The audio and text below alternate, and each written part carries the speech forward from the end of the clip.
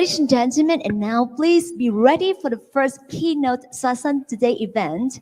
It will discuss to the shortage of modern marketing talent today and the critical importance of curating a workplace experience as a part of attracting, retaining, and developing Gen Z talent. And with the topic, the people and talent crisis.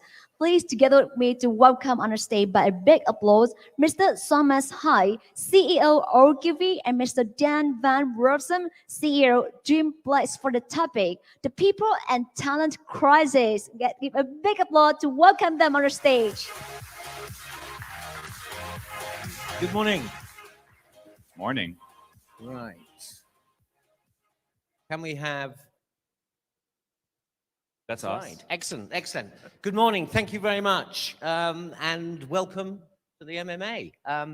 Introductions. So I'm Soames Hines. I took over as CEO of Ogilvy in January 2020. I think it was February COVID hit. So it's been an interesting 2 years. But prior to that, I've spent about just over 40 years in this industry, mostly on the agency side. I started with Ogilvy in 1982, in the days when David Ogilvy was still in the office.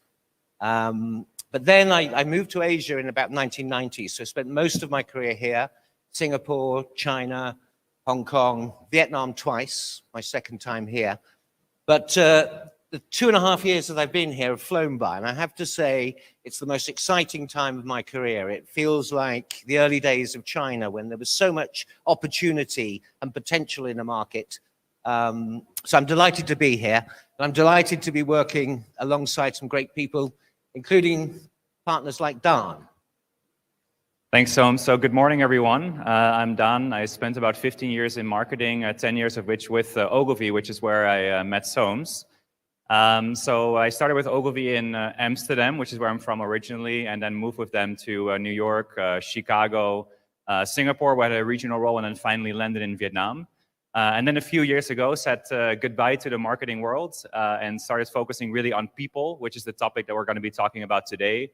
So I'm currently CEO of 2 companies. One is Dreamplex, which helps companies run workplaces in one of our 5 centers in Hanoi and Saigon. And then also a new company called FlexOS, which helps companies run their own offices, especially when they're moving towards hybrid work. And so within that, we're very focused on something called workplace experience, which is quite new here in Vietnam, but it's kind of bringing together people, technology, and facilities. So let's get into it. Okay, so the people and talent crisis. We're not going to spend time this morning documenting this. It's well documented. All of us are feeling it each and every day. I know I'm spending probably just over 50% of my time looking at people and talent issues. What's the other 50%? 25 on clients, 25 on operations, business operations. But it's taking up an increasing amount of time.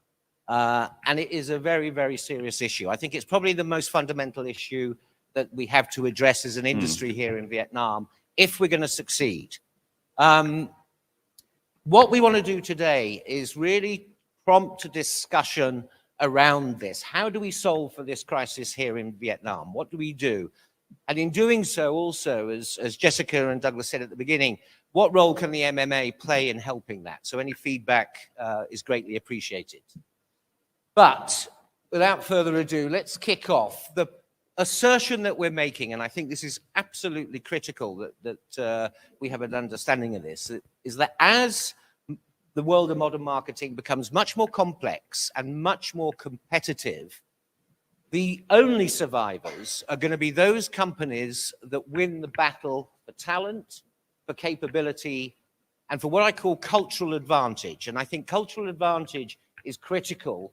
Douglas talked about the need for change. Without culture, you cannot have change because culture drives change. And we'll talk a little bit about that. So we're going to focus on these 3 things, starting off with talent. And what we want to talk about here is some of the things that companies can do to recruit, to develop, to retain and reward. And most of us, I think, are making good progress on recruiting. There are internship programs, there are scholarship programs, there's management trainee programs. A lot of focus there. Also on development. Most companies have got lots of training going on. The best companies, I think, combine formal training with on-the-job training. Ogilvy always said that we are the teaching hospital of brands. We teach as we work on real brands. And so combining the two is critical. But where I think most of us are failing is in this area of retaining and rewarding. In our industry, we're looking at between 20 and 40% turnover at the middle management level. Yikes. So that's a lot. Yeah, so in the advertising industry, particularly difficult. But I look at some of our clients and I look at the turnover within their marketing teams. It's a real problem. So retaining and rewarding, we've been looking at that. And like a number of other companies, we've been thinking about, yes, we've got good programs for recruitment, good programs for development, some good programs for retention and reward. But where we're lacking, and what seems apparent today, is that Gen Z are looking for something quite different from their career experience and their workplace experience. And we have to understand that, because that is the future of our kind of marketing capability in the future, of these young people coming into the industry. And we were looking at moving, as a possibility that all the WPP agencies will go into a big campus. So we were looking what type of office environment, what type of workplace do we need? And we partnered with Daan at Dreamplex and with Decision Lab, who'd been doing some research to really understand Gen Z. And Daan can kind of share some of the insights that we have and the critical role that curating a workplace experience will play in retention and reward. Daan. So very much, Soames,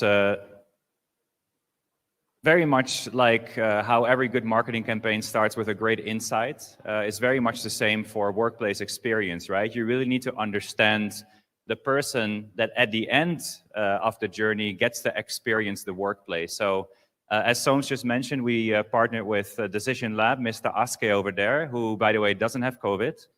Yeah, I had to. And we did research with Gen Zs. We started 2 years ago. We did a refresh last year and basically tried to find out, when you're thinking about your dream job, your dream role, your dream office, what does that look like? So we have a big report, about 50 pages. We will not go through it today because I see the counter ticking down. But we'll share a couple of key insights and then we can send you the whole report.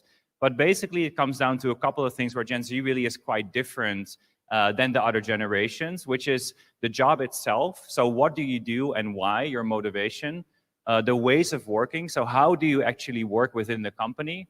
The workplace itself, so the physical office that you spend your time in. And then there was kind of an overarching theme that we saw, which is around flexibility and choice. So starting with the job itself, this is one of the things that was quite shocking to us when we saw the data for the first time, which is that we're always thinking as company owners. I run a small company, about 40 people. We're always thinking it's all about, like compensation, benefits. But when we asked Gen Zs, why would you move to a new company? Actually, the number one reason was learning new skills. The number two reason is learning new knowledge, right? So actually the drive for learning something new, for developing yourself as a person and as a professional is actually the leading reason why someone would switch. So when you're thinking about it from an employer branding perspective, how do you want to stand out in the market? It has to start there. And then to retain talent, all of a sudden income and benefits do pop up more. But even there, you still see about 40% in self-development and professional development. So all of that becomes very important. Another question we asked was, okay, how would you like to work within that company? And some bad news here for people who like to talk face-to-face, like we're finally doing here today. Only 7.5% of Gen Zers said, yeah, let's have in-person conversation with my manager. Now it's all about instant messaging. And why do you think that is? So we were quite shocked by that number as well, although I did see some people in my office messaging other people while they're sitting next to each other and having whole conversations over Teams or Slack. Sounds like some in the audience also have seen that behavior. So we asked some follow-up questions, and basically what was said is that they've grown up with mobile, they've grown up with messaging tools. So for them to have an in-person, real-time conversation is actually very traumatic, because You ask me a question, I have to respond on the spot. I don't have time to think and then reply in a really smart way later.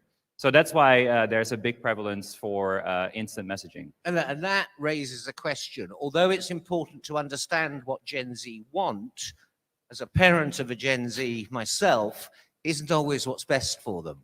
So we have to balance their needs with what we think is appropriate for social development and growing up to be balanced human beings. Absolutely. There's still some paternalistic stuff there where you also have to know what's good for them, right? So speaking of that sort of interaction, right? Another way that we asked, Gen Z about their ways of working, this is about feedback. So we asked them, if you think about your relationship with your manager and getting feedback, like Soames said, a lot of learning happens on the job. How often do you want that feedback? So you can see that in total, 95% of Gen Z wants feedback at least once a month, and 85% wants it more than once a week. So you really can see that the relationship with the manager and the direct working relationship you have becomes more and more important. And then to the very final point about the physical office itself, right? So typically when people think about designing offices for Gen Z, they think about something very techy, a lot of screens, a lot of shiny, plasticky furniture. But actually, when you ask Gen Z themselves, what kind of office do you want to be in? Again, this is data from Vietnamese Gen Z, delivered by ASCA and Decision Lab. Number one is actually comfortable. They want to go to a place where they feel like they can work comfortably, doing focused work or working with colleagues. So that's really the number one. But then also, if you see like the percentages for all the other ones, it's actually a lot of demands that Gen Z has for their office. So there really are a lot of changes. And then there was this one big overarching theme around, flexibility and choice, right? So just a quick show of hands. Anyone here already doing hybrid work or flexible work for their teams? Oh, okay, that's a good amount, yeah. So definitely Gen Z, as they always have done, even us millennials, we're always asking, hey, can I work from home sometimes because I went to a big party last night? And because I can focus better at home, right? We've always asked for it. We never really got it from companies, but now we see more that is a big demand. But it doesn't mean that there's no role for the office anymore, right? Gen Zs also say, but when I'm at home, my biggest problem is I get distracted. I don't have the right facilities, the right amenities. I need more discipline. I cannot self-discipline myself, right? I know what's good for me, but I cannot do it. So that's still there. So there's still some reasons to draw people in. And that really leads me to the final point, which is that when we're thinking about flexible work, when we're thinking about hybrid work, new ways of working, we need to start become very intentional about reasons when and why Gen Zs, millennials, all of us still come to the office. So Fast Company called that radical intentionality. And I saw a quote in an article in the Washington Post from Brian Chesky, the CEO of Airbnb, who said, we're trying to be super intentional. So we do expect people, they're a fully remote company now, to come together at least 1 week per quarter. But that 1 week is not going to be just us sitting in a room together doing meetings. That is going to be a really meaningful week with really meaningful interactions. And it's the kind of experience that we then deliver that we can use to build trust and connection, and then do the important collaborative work. So it's a very different way of approaching the workplace. Now, one of the things that we saw in the research is that not just Gen Zers, but everyone probably wants to learn, develop new skills, develop themselves as a person, as a professional. So Soames would be really interesting to hear about how you're building capability, since we can keep talking about work and people, but it's a marketing conference. So how do we grow the next generation of marketing talent? Well, I think there are so many things there's really kind of three major themes that underpin this, and capability building is one of them. Given the turnover, I was talking to someone earlier today, saying teams of marketeers moving from one company to another in Vietnam, you lose all your know-how. So you have to, as a company, develop proprietary marketing know-how, marketing capability, because you will always have that turnover. Not many companies are doing this very well. Some do it superbly. And I'll talk a little bit about some of those companies in a moment. But the reason this is so critical is because, and it isn't because, the world of modern marketing has changed and there's, more channels, more platforms, more content, etc. It's because the fundamental kind of rules of marketing have been disproven. Advances in neuroscience, advances in behavioral science, and big data in particular are giving us insights that are challenging a lot of the old conventions. I grew up in the 80s, you know, with Kotler, with these classic, you know, USPs, point of parity, point of difference, absolute nonsense. And it's been proven time and time again through the analysis that's been done, and particularly books like these. Can I just see a show of hands? How many people have read more than 3 of these books? Excellent. One company I admire enormously, you won't even get an interview if you haven't read at least 3 of these. And I would urge you, if you've not, the first 3 are compulsory reading. But a lot of the things I grew up being taught have just been proven to be untrue. But actually, we've known the truth about these things for a long time. We've just forgotten it. We've been distracted. This debate we had in the 80s, I remember trying to convince clients that consumers didn't think rationally, they thought emotionally, and we had to be more emotional. Nonsense. Consumer behavior is driven not by reason or emotion, it's driven by instinct and intuition, as this illustrates. No sound, please. Can you hum some elevator music? Can we have sound? One other member of us. Start again. The gentleman in the elevator now is a candid star. These folks who are entering, the man with a white shirt, the lady with a trench coat, and subsequently one other member of our staff will face the rear. And you'll see how this man in the trench coat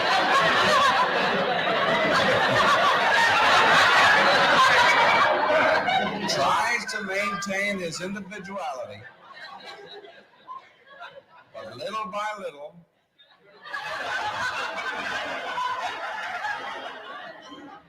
he looks at his watch, but he's really making an excuse for turning just a little bit more. Got the idea. You got the idea. And as I was saying a moment ago, big data particularly first-party data, is dispelling a load of myths about consumer behavior. We're now seeing hard evidence as to how consumers really respond. Behavioral science in particular. Bit of a shout out for Nudge Stock. I know a lot of you will be watching this, but it starts today, so please have a look at that. That will help us enormously. Talked about companies that are building proprietary marketing capability. I think probably the leading company globally at this is Yum Brands, the owners of KFC, Pizza Hut, Taco Bell. And this is probably the best book that any youngster should be reading. Sets out the principles really that define successful marketing today, built around this idea of being relevant, being easy, and being distinctive. And it's a very easy read. So please, I would urge all of you to read that book. We at Ogilvy, we have our similar kind of way. We call it MAD. MAD meaning meaningful, which is kind of meaning beyond relevance. A being accessible. That's the Byron Sharp's thinking about mental and physical availability. And lastly, being distinctive, and that's about being unexpected but unmistakably your brand. And it's important that companies really develop this proprietary kind of know-how. Lastly, cultural advantage. And by cultural advantage, what I'm really talking about is cultural and behavioral advantage. Because culture, building a winning culture, is what will drive change in your organization. And the inability to change is the biggest challenge that we're facing. And without a proper culture, you're not going to be able to change as much as you need to. In the 4 decades that I've worked in the industry, from the 80s, I've seen periods of change, from when media left agencies to the first .com boom to where we are today. The rate of change now it's on steroids. And so if you're not the sort of person that can thrive in a changing environment, you shouldn't be in marketing. So culture is critical. There's one thing that, I'm glad we're getting into this, because there's one thing in the previous section that you mentioned about being distinctive. I think culture is really all about like who you are and who you're not just as much, right?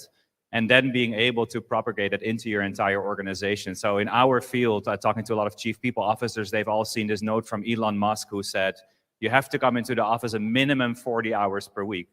I was like, wait, minimum 40 hours per week? That seems like a pretty much like a full-time day. If you contrast that with someone like Airbnb who's saying we're remote first and you work flexibly as long as we see you 1 week per month, that's very different. But I think what you're seeing there is he sets the tone for his culture and someone else does it in their way. And therefore, you're able to attract the kind of people that say, yeah, that's my tribe. That's where I belong. So I'm very curious how you guys do that now at Ogilvy, because I used to work at Ogilvy in New York and a couple of markets. And I know the sense of culture was always very strong.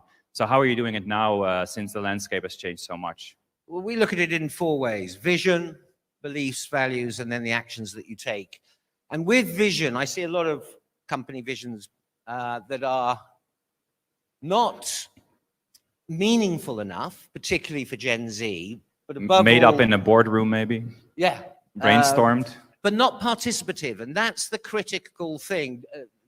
Dr. Jordan Peterson, a controversial character, but one thing I think he got right is this idea that the pursuit of happiness is a fairly hollow pursuit, that meaning is what's important. And the only way you can have meaning is by taking on difficult responsibility. If you think about the times in your life when you felt happy, you felt you have meaning and purpose, it's when you've taken on difficult responsibility and you've succeeded, whether it be a challenging job, getting married, having a child.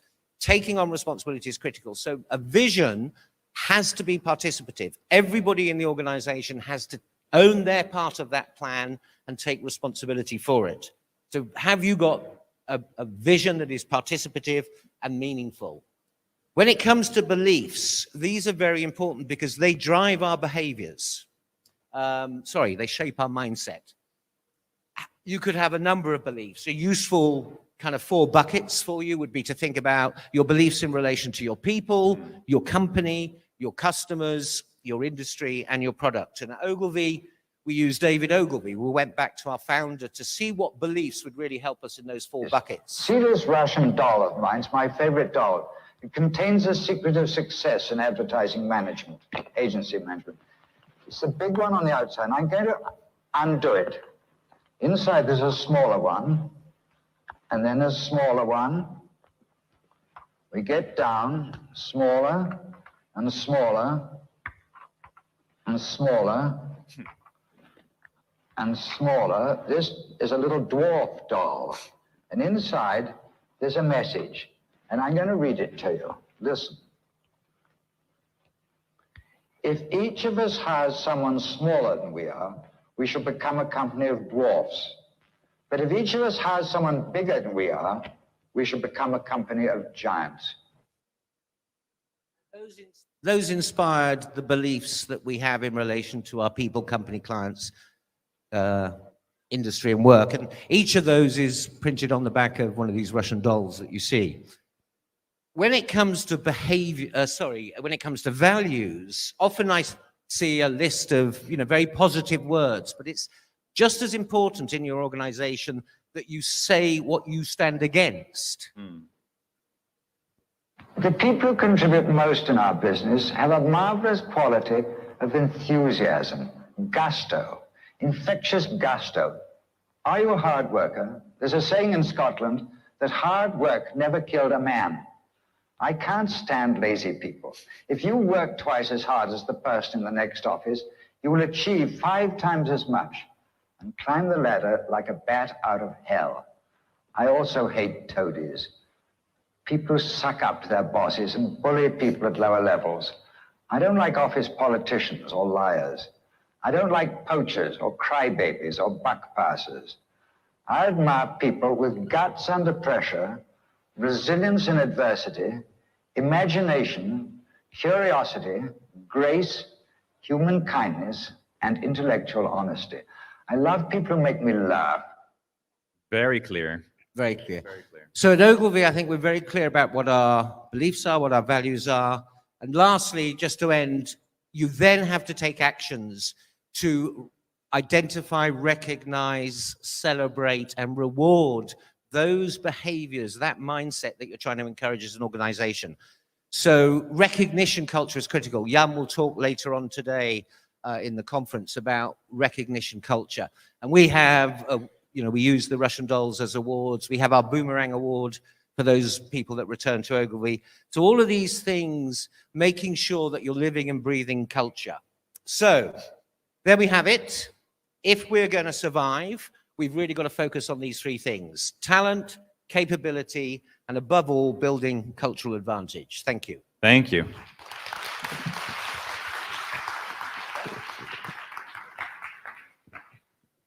Thank you so much for your sharing, Mr. Soames Hines and Mr. Dan.